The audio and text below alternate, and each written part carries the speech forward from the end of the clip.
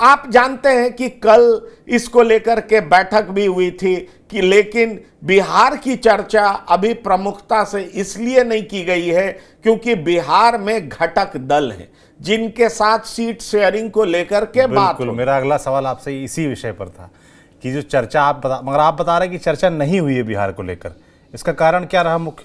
देखिए, चर्चा प्रमुखता से इसलिए नहीं हुई क्योंकि पहले तो घटक दलों के साथ बात होगी, उनको कौन कौन सी सीटें देनी है उस पे एक कंसेंसस बनेगा। उसके बाद बीजेपी कितनी सीटों पर लड़ेगी ये औपचारिक तौर पर तय होगा और उसके बाद ही बीजेपी डिसाइड करेगी कि किस किस को उतारेगी। वैसे ये बात साफ है कि बीजेपी पहले से तय कर चुकी होगी कि हमें इन सीटों पर अपने उम्मीदवार उतारने, एक सूची भी तैयार कर ली गई होगी, लेकिन औपचारिक तौर पर घोषणा तब तक नहीं की जा सकती है क्योंकि बिहार के एनडीए में बहुत बड़ा झोल भी है। आप जानते हैं कि एक तो बीजेपी है, जेडीयू है। जेडीयू क्या 16 से कम सीटों पर लड़ने के लिए तैयार हो जाएगी? ये एक बड़ा सवाल है क्योंकि मैं आपको कंफर्म सोर्सेस से बता सकता हूं कि बीजेपी किसी भी हाल में 10 सीट से ज्यादा देने को तैयार नहीं।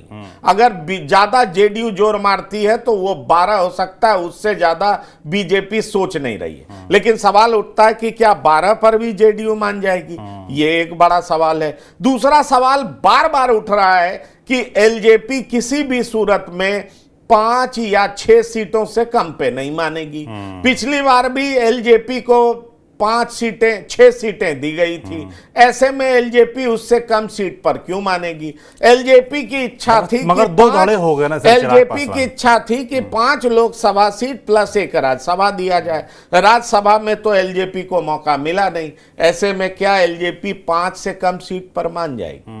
ये एक बड़ा सवाल है क्योंकि मेरे जो कंफर्म सोर्सेज बताते हैं, जो मैं पिछले वीडियो में कह चुका हूं कि एलजेपी के लिए 4 सीट देने के बारे में बीजेपी सोच रही है। अब आपको पता है कि एलजेपी में भी 2 ग्रुप है, एक एलजेपी रामविलास जिसके मुखिया चिराग पासवान है, दूसरा ग्रुप पारस गुट है, वो क्या करेगा?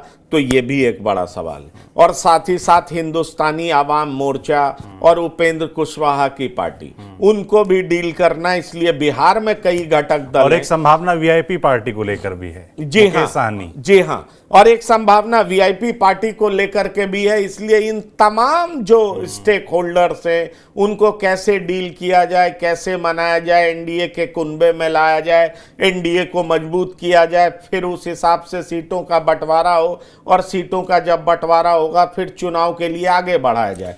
तो ये जो झोल है, जो पेच है, जब तक इसको सुलझा लिया नहीं जाता तब तक औपचारिक तौर पर घोषणा नहीं की